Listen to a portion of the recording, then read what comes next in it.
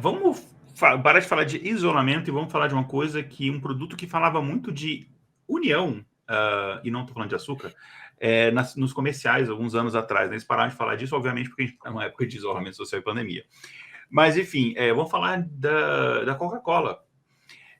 Enfim, a origem inclusive, coincidência ou não, a sede da Coca-Cola é muito perto aqui de onde eu moro, aqui na cidade, em Atlanta, né?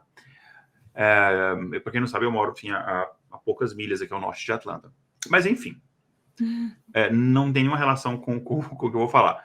A gente sabe que os refrigerantes eles se originaram em Paris no século XVII, quando uma empresa misturou água, sumo de limão e açúcar. Então, basicamente, criaram quase como Sprite, né? E, enfim, no século XIX, o farmacêutico John Pemberton criou uma mistura de água gasosa e ele vendia isso em farmácias para auxiliar na digestão. E foi aí que surgiu a Coca-Cola. Todo mundo sabe, né? A Coca-Cola, ela era, enfim, um remédio no começo, né? Basicamente, né? Imagina se o biotônico Fontoura tivesse se tornado um refrigerante, né? Porque que o biotônico Fontoura tá mais para sei lá, um licor, né? Porque ele tem uma quantidadezinha de álcool, mas enfim, isso é outra coisa.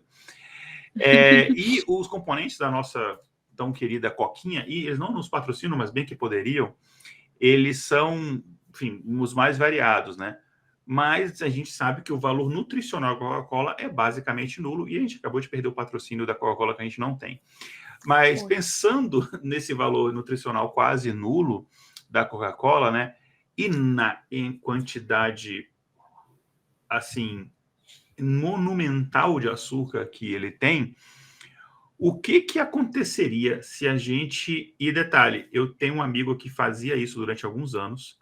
O que aconteceria se a gente bebesse só Coca-Cola? Só. O único líquido que a gente consumisse, a única forma de hidratação fosse só Coca-Cola. O que aconteceria? Bom, para começar, a gente tem que falar um pouco sobre os ingredientes. Eu nem vou falar sobre tudo, porque o pH da Coca é muito baixo. Isso por si só já causaria vários problemas para o nosso organismo, né? Bebendo em grande quantidade. Mas o ingrediente maior concentração da Coca é a água.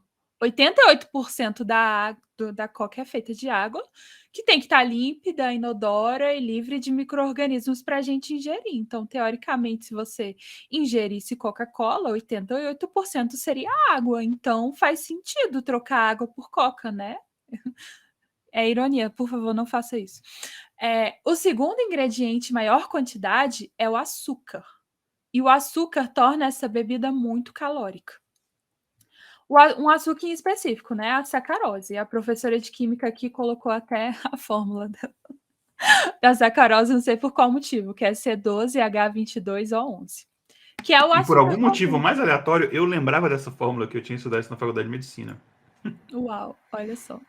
É porque eu escutou tanto falar essa fórmula que não tinha, mesmo 20 anos depois da faculdade, não tem como esquecer. Eu ouço muito do álcool e da água, o resto a gente esquece. Enfim.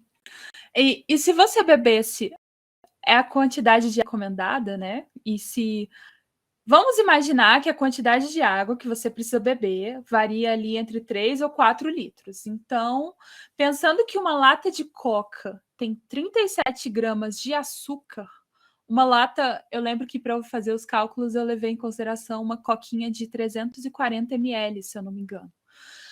Para você conseguir beber uma quantidade de água suficiente para o seu dia, você ia ter que beber mais de 6 latas de Coca-Cola. Só que isso equivale a ingerir 222 gramas de açúcar refinado por dia. Sendo que o Isso é muita coisa. Sendo é muita que o coisa. consumo é muita coisa. Você não está entendendo, ouvinte, é muita coisa. Sendo que o consumo de açúcar refinado, né, por dia, a sugestão que a gente tem é que a gente consuma menos de 40 gramas.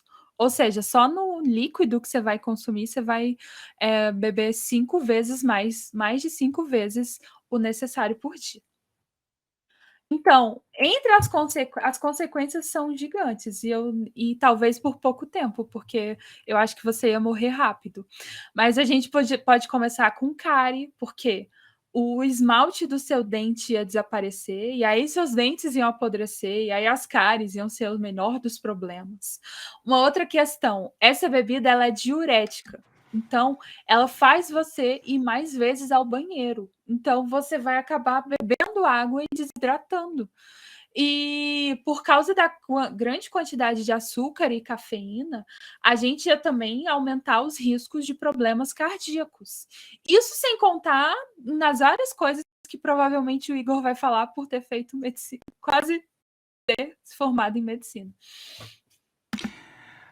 Bom, mas eu larguei a faculdade há 20 anos, 21 anos, enfim. Então eu não lembro tanta coisa, não. Apesar do que hoje em dia eu trabalho com pesquisa médica, mas eu estou trabalhando com pesquisa de Covid, então, mas é outra área. Mas, enfim, tem essas coisas. Tem a questão da Coca Zero, você pode pensar, pô, mas a Coca Zero não tem açúcar, né? Eu, por exemplo, eu tomo Coca Zero. Só que ela tem muito sódio. Então aí você tem todos os problemas, por exemplo, de aumento de pressão arterial, de aumento de concentração, acúmulo de líquido no seu corpo, tudo por aquela questão do aumento do sódio, né?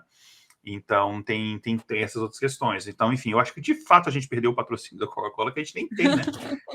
Enfim, é tipo saudade do que a gente não viveu, né? Mas assim, isso me lembra duas coisas, três coisas. Me lembra um amigo meu que eu posso falar o nome dele, o Álvaro. Eu tenho muito tempo que eu não vejo o Álvaro. O Álvaro, ele tinha uma época, eu espero que ele tenha mudado, enfim, isso passou muito tempo, né? Ele não é mais um garoto, mas o Álvaro, ele tinha uma época que ele não tomava água, ele só tomava Coca-Cola. E a gente viajava muito no trabalho e tal, e eu ficava impressionado, assim, porque a gente viajava muito, ficava no mesmo hotel, e eu convivia bastante com ele, eu falando, cara, não, eu achava que era piada no começo. Eu falava, ele bebe água escondido em casa. Não, ele só bebia Coca-Cola mesmo. Uau. E eu achava uma coisa muito estranha. E não era zero diet, acho que nem tinha zero na época, era só diet. Era normal e tal. Mas era jovem, metabolismo alto, então ele achava que aquilo ele estava impune a isso. E espero que ele tenha mudado. Mas tem duas coisas que isso me lembra, que é o seguinte, me lembra... quando você estava falando, me lembrou um documentário que é muito legal. Recomendo quem não viu assistir. É muito legal, assim, a história, mas o que acontece com o cara não é bem nem um pouco legal. Que é o Super Size Me. Que basicamente um cara que ele decide fazer um experimento, acho que durante um ano, se eu não me engano, 6 meses, um ano, não sei. Não, acho que é um mês só. Acho que não chega a ser um ano, não lembro o tempo. Mas, enfim, durante um período, ele vai... Todas as refeições dele são feitas no McDonald's. Uhum. E não só isso, qualquer sugestão que o atendente do McDonald's faz para ele tem que dizer sim. Tipo assim, mais 50 centavos e batata grande? Ele tem que falar sim. Quer sobremesa? Sim. Qualquer coisa tem que falar sim. E aí, antes de começar essa experiência, ele foi no médico. O médico, obviamente, não aconselhou ele fazer, não faz isso, se você é um louco. Mas ele foi no médico. E aí ele fez todos os exames de colesterol, glicose, enfim, triglicérides, todos aqueles exames e tal. E anotou, esse aqui é meu estado antes.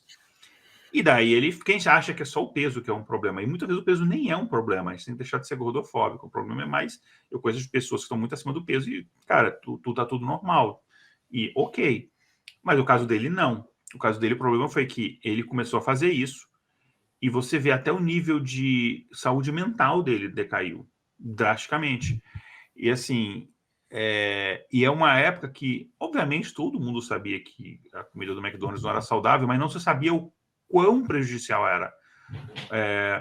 E daí, a partir do repercussão desse documentário, que o McDonald's começou a oferecer opções mais saudáveis. Começou a ter opções de salada, começou, por exemplo, nos kits infantis, não ter só opção de batata frita, ter, por exemplo, maçã. Para você aqui nos Estados Unidos tem maçã, né? No McLanche Feliz, que chama de Happy Meal aqui.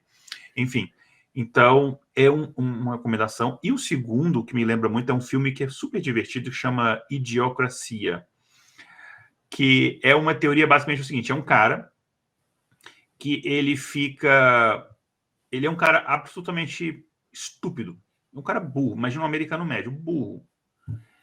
E aí ele passa por uma experiência que ele ia ficar congelado durante um ano e iam descongelar ele. Só que nesse período de um ano que ele ficou congelado, a empresa que estava congelando ele faliu e ele ficou meio que esquecido ali. E passou, tipo, décadas ele ali. Em paralelo a isso, o mundo começou a emburrecer. E a teoria do filme é que as pessoas mais inteligentes estavam se dedicando à carreira e não sei o que, iam ter filhos cada vez mais tarde e menos filhos. E as pessoas estúpidas tinham 20 filhos, 10 filhos, e cada vez mais cedo e mais filhos. Então chegou um ponto que, simplesmente por ser maioria, as pessoas estúpidas venceram e dominaram a Terra. Não que hoje em dia não seja muito diferente disso, né? Mas enfim, uma coisa bem diferente. E daí, esse cara acorda e ele basicamente se torna a pessoa mais inteligente do planeta. E ele se torna, tipo assim, o Einstein daquele planeta. Ele é completamente estúpido. E aí ele começa a perceber que ninguém mais toma água lá.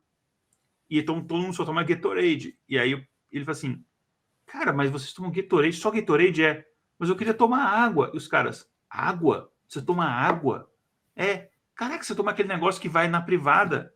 Aí ele, eu não tomo da privada, mas eu tomo água também. E aí no final, enfim, tem uma polêmica que o mundo, as plantações estão morrendo, e no final eles descobrem, ele resolve o problema quando ele para de irrigar as plantas com Gatorade e passa a irrigar as plantas com água. Enfim, mas é um filme muito legal, Idiocracia. Oi, gente, esse foi um corte de um episódio do Intervalo de Confiança. O link para o episódio completo está na descrição desse vídeo. Conheça também o nosso trabalho indo no nosso site em intervalodeconfianca.com.br. Um abraço e não esqueça de se inscrever no nosso canal.